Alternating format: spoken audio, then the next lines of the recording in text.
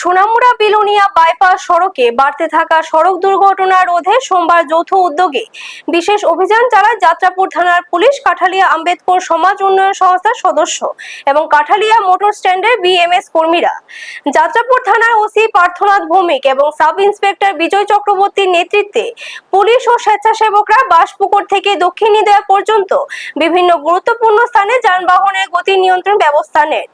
সড়কের একাধিক স্থানে মাটি ভর্তি টিনের ড্রাম বসিয়ে যানবাহনকে ধীরগতিতে চলাচল করতে বাধ্য করা হয়। স্থানীয়দের অভিযোগ, দীর্ঘদিন ধরে এই সড়কে বেপরোয়া গতিতে যান চলাচলের কারণে দুর্ঘটনা আশঙ্কা হয়েছিল।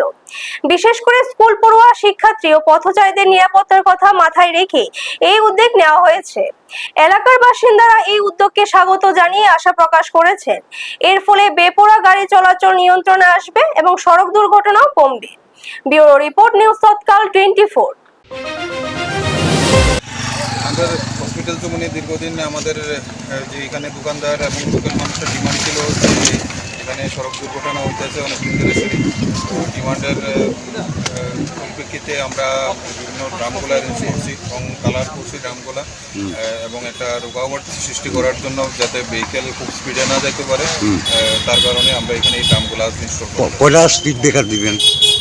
এখানে যেগুলো আমাদের অ্যাক্সিডেন্ট জোন যেগুলো রাখতে আছে, যেখানে অ্যাক্সিডেন্ট আমরা রিপোর্ট হইতেছে ওইখানে আমরা সব জায়গাতে দেওয়ার চেষ্টা করতেছি। আপনারা দেখছেন নিউজ তৎকাল 24।